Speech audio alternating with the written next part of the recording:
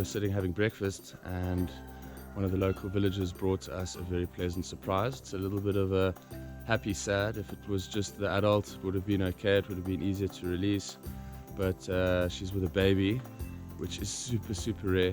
This is my first time encountering this animal, so it's a really pinch myself moment. Let's hope that it all turns out well and that the mommy doesn't reject the baby, which I don't think she will. She looks like she's still holding on to it, curling around it. So it's super exciting. My very first white-bellied pangolin.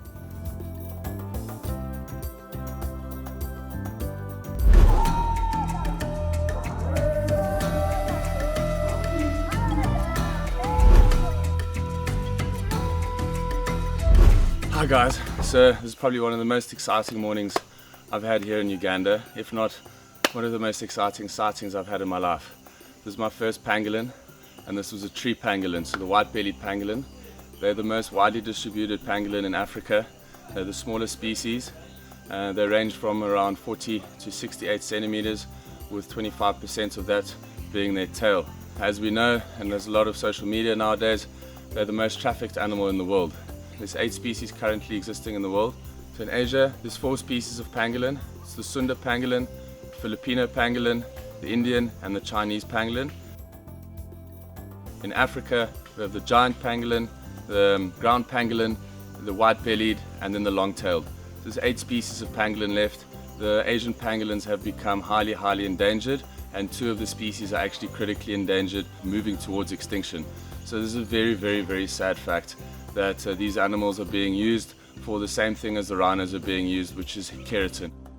This misconception that this muti or this Chinese medicine is going to help with certain health ailments, etc., is absolute nonsense, and it really makes my blood boil.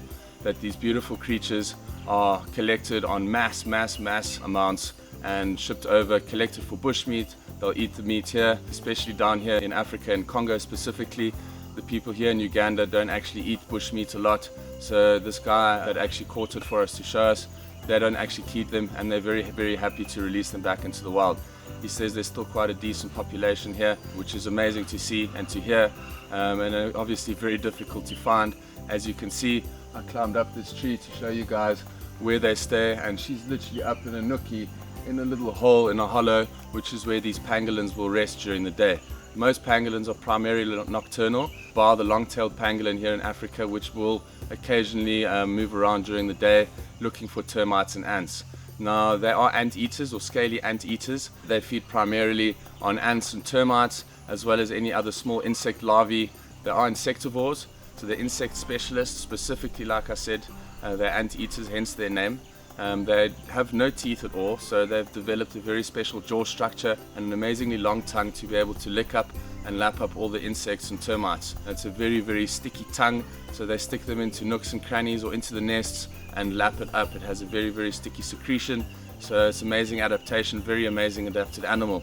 They also have prehensile tails, specifically the tree pangolins, for getting around up in the canopy. It's amazing to see these guys, and not even just an adult pangolin, but a female pangolin with maybe a 2-3 week old baby.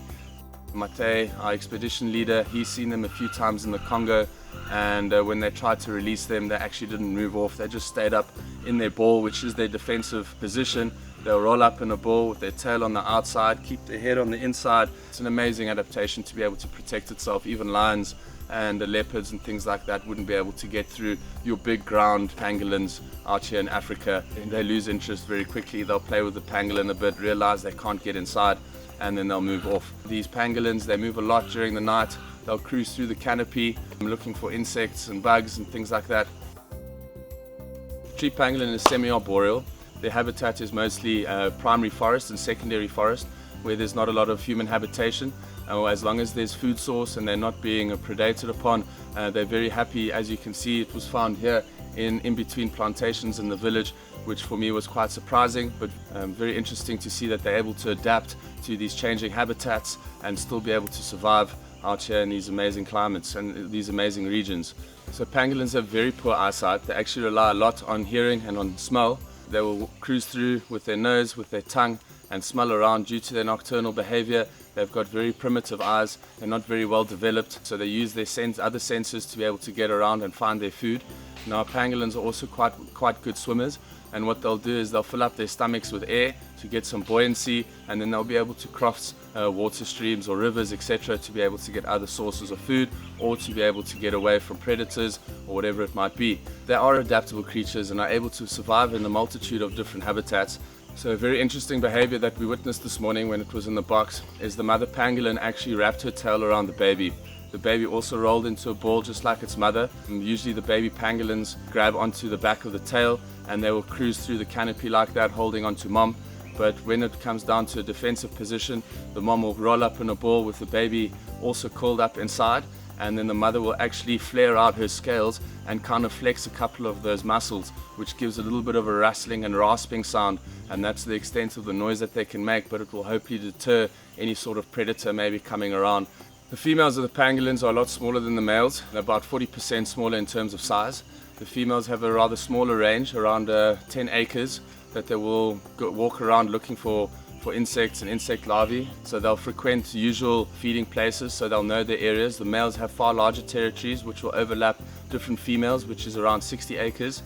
It's amazing to be able to know that these animals move such vast distances. Now, pangolins can walk on either their back legs as well as all fours. So they'll either walk with a little bit of like a bounce like this, or will cruise around with all fours. So they also have extremely well adapted front claws for digging. They have these massive claws to be able to get into nests and to dig through.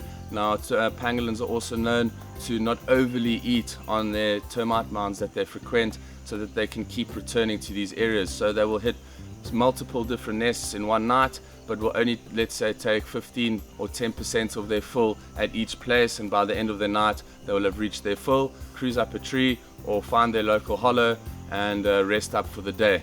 Pangolins don't smell very good, and that's because they actually secrete a very similar musk or scent as skunks. So once they feel threatened or they feel like they're in danger, they'll secrete this musk, and it's extremely pungent. The most amazing thing probably about this encounter was that it wasn't just a pangolin, it was a pangolin with a newborn baby. Pangolins will have a gestation period of about 150 days, and then once the baby is born, it will be a tiny little miniature replica of its mother. The baby will hang on and cling onto its mother for the first 3 months of its life, suckling on milk, etc. Obviously it's a mammal, so it has mammary glands, and it will lactate for the baby. And then the baby will actually hang around with the mother until 5 months old. Once it learns all the tricks of the trade, it will move off, and then the mother will be ready to reproduce again. It's a really rare sighting. We spoke to them, they say that there are quite a few of them around here. It's quite different to the Congo, where they collect and eat them for bush meat and sell them to the Chinese. The Ugandan people are quite proud of their land and their animals, so we're going to release these two back to where they were found, which was not even 500-600 meters from where we've been camping. So it shows you how secretive and how elusive these animals are. So it's very lucky to be able to share some space with this amazing animal.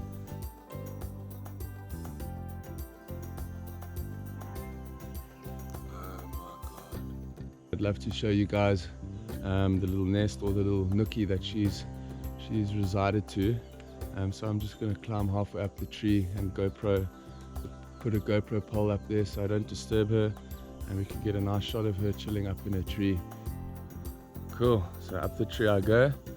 Shouldn't be too difficult climb, some nice foot holdings so hope I don't fall, but I'd really like to show you guys the natural behavior of these pangolins relaxing up in the kind of, not nursery, but little nest / hole up in the tree. It'd be really cool to see her up there.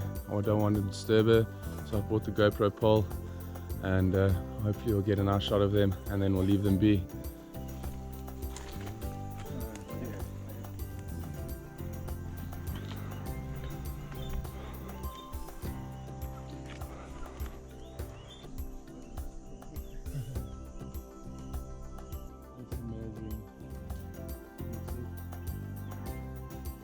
Very cool. Now I gotta get down this flipping tree.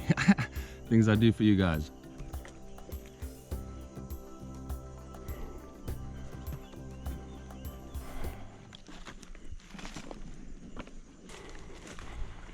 Woo!